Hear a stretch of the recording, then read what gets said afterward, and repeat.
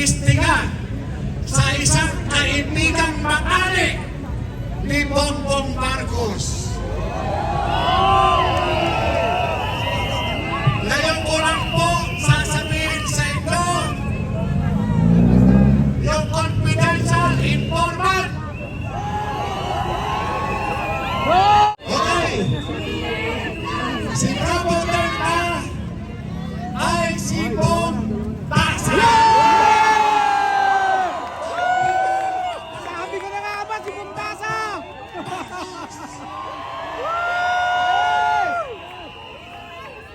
Bong Tasa! BD Bong Tasa! Ngayon, pababa ka na! Ikaw ay ininaglag Buhay pa si Bong ng Tasa. iyong kaibigang matalik. Kayo, Mr. President, hindi ko naman sinabi sa inyo na mag-adik kayo. Hindi ko naman sinabi sa inyo na suminghot kayo ng pulburon.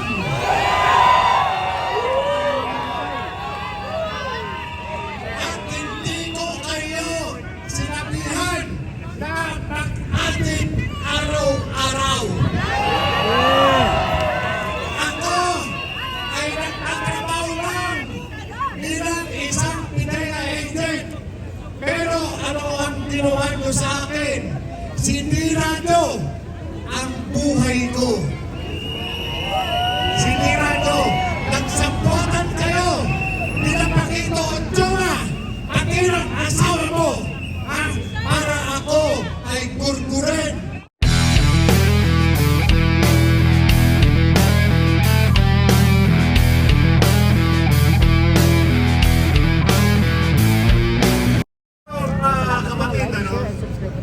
Kapatid, maraming salamat po sa inyong lahat. Yung iba rito, hello. Yung iba po dito, hindi mga na, ano mo na, no, na kilala ko na. Ako po si ating PIDEA agent, Jonathan Morales.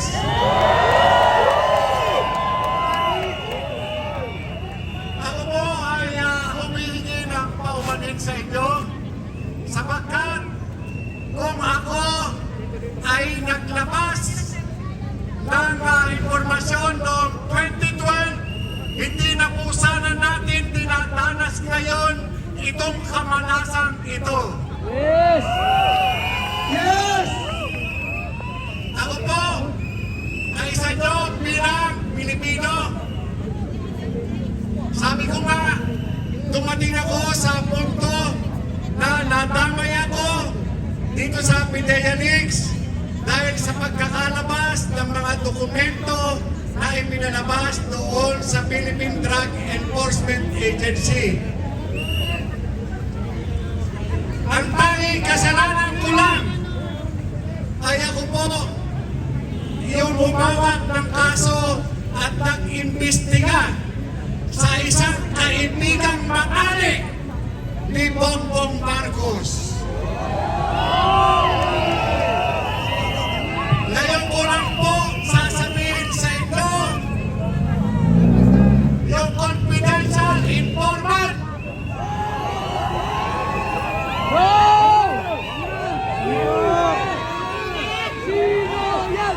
Ilabas na yan! Ilabas na yan! Ilabas na yan! Ilabas na yan! Ilabas na yan! Ilabas na yan! Ilabas na yan! Ilabas na yan! Ilabas na yan! Ilabas na yan! Ilabas na yan! Ilabas na yan!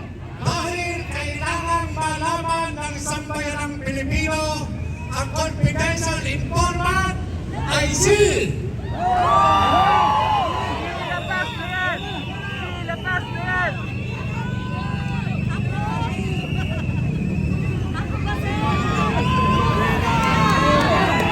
Ilabas na yan! tawagin na naman po natin siyang Bravo Delta. Bravo Delta.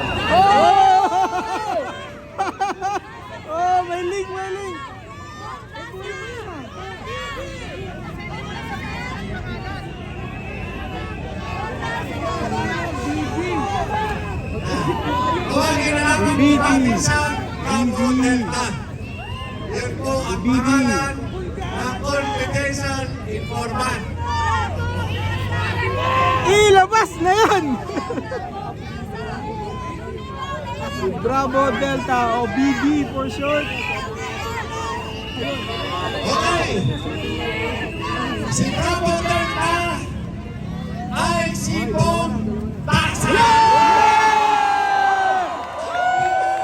Sabi ko na nga ba si Bumtasa?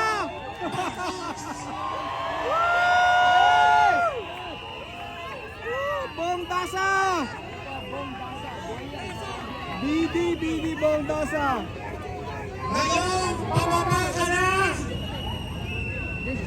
Ikaw ay ininaglag Buhay pa si Bong ng Tasa. iyong kaibigang mataling. Siya yung ano? Alam na alam mo yan. Sapagkat mismong si Kati Pinag, alam na nakuha ng Pidea si Bong Tasa noong 2012. Yari ka na ngayon, Bong! At bilang kapalit, palit ulo, ikaw ang ibinalik.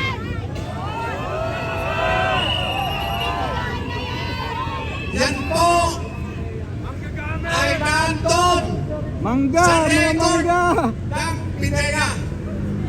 Nandun po. Nandun po sa record ng Pidea at ito ay inamin niya at dineduce yan sa sworn statement. Nakuha po ng Pidea itong si Bong Tasa at itinuro yung kanyang mga kasama. Kaya po ito nalaman namin. Yan po yun.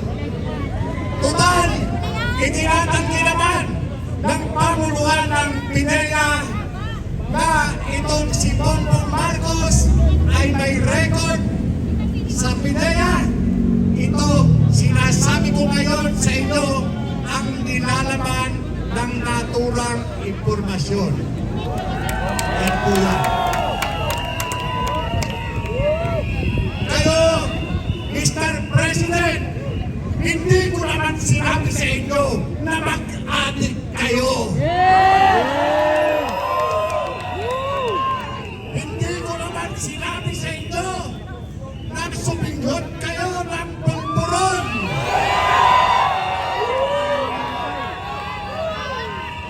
At hindi ko kayo sinabihan na mag-adik araw-araw.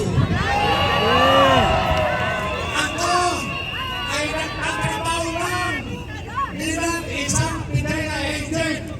Pero ano ang ginawa nyo sa akin? Sinira nyo ang buhay ko. Sinira nyo.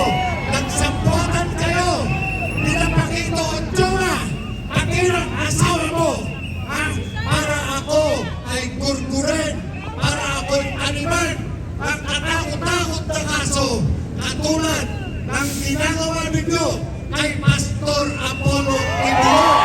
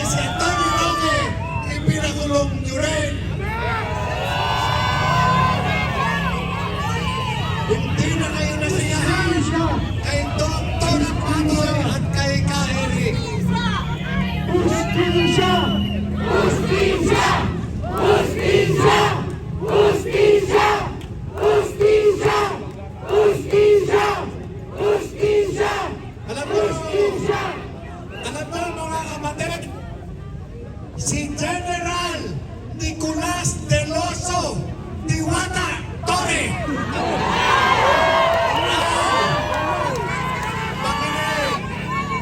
Makinig kayo. Si General Torre ay instructor ko sa Police Intelligence Course. Kasama ko rin siya sa PNP Narcotics Group. Hindi pa lang yan, nakasama ko na yan. Pati sa pambababae yan.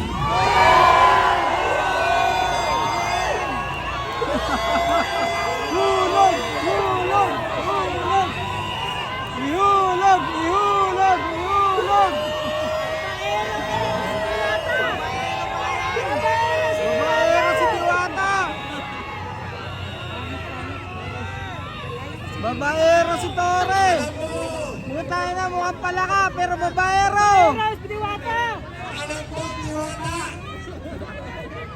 Alam mo naman na ayaw sa'yo ng mga babae sa Quezon Avenue.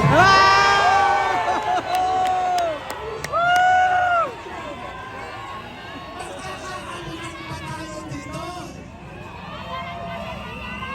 Pagka gusto mo umiyak, Laglagan na! drive mo go.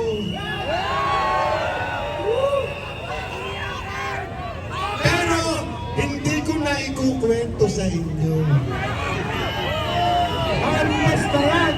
Maalitas na yan!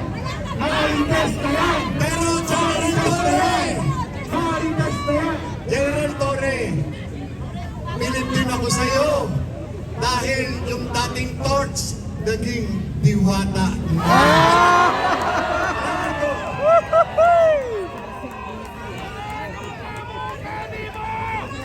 Oh, mga kababayan, dagdag ko lang to ha.